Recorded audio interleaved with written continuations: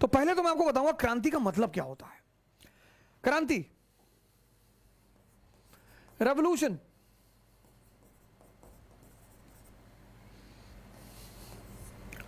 Movement, आंदोलन और revolt, ये तीन वर्ड हैं।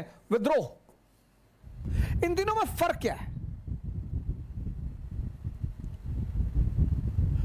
मूवमेंट, मूवमेंट में जो एग्जिस्टिंग ऑर्डर होता है, जो स्थापित व्यवस्था होती है, एग्जिस्टिंग ऑर्डर, एग्जिस्टिंग मूवमेंट में जो एग्जिस्टिंग ऑर्डर होता है उसमें सिर्फ रिफॉर्म की मांग होती है, बस।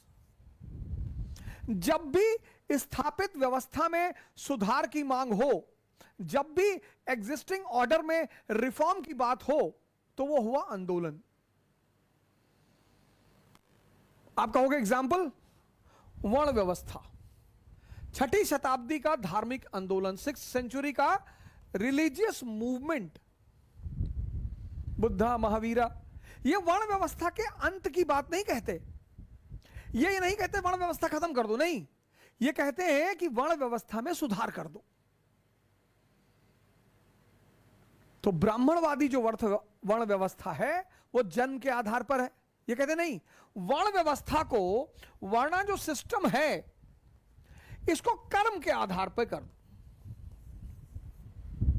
इसीलिए हम 6ठी शताब्दी के जो धार्मिक संप्रदाय हैं उनको हम धार्मिक आंदोलन कहते हैं। जब भी, इसीलिए हम भारत की जो स्वतंत्रता संघर्ष है उसको हम राष्ट्रीय आंदोलन कहते हैं, क्योंकि जो व्यवस्था अंग्रेजों ने बनाई थी हमने उसको खत्म नहीं किया, सिर्फ शासक बदल गए, व्यवस्था वही है।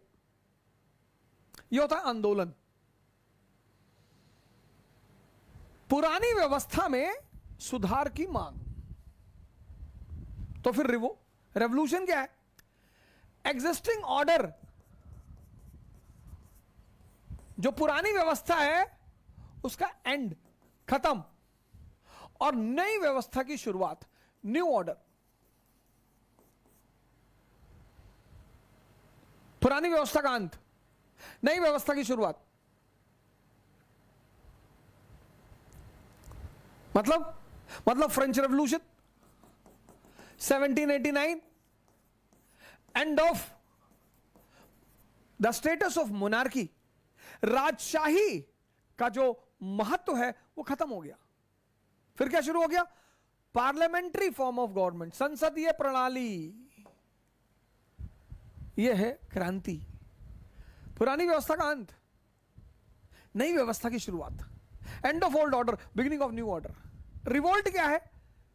व्यवस्था के खिलाफ अपराइजिंग।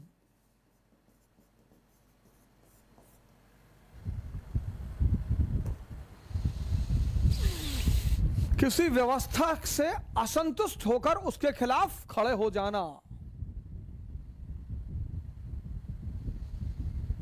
लेकिन आपके पास उसको रिप्लेस करके नई व्यवस्था का कोई प्रारूप नहीं है।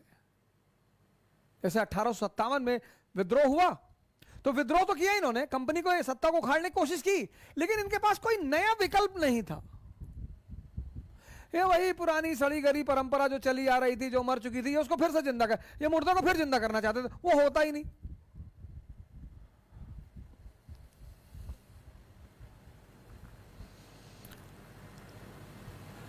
यह है क्रांति, आंदोलन और विद्रोह में अंतर।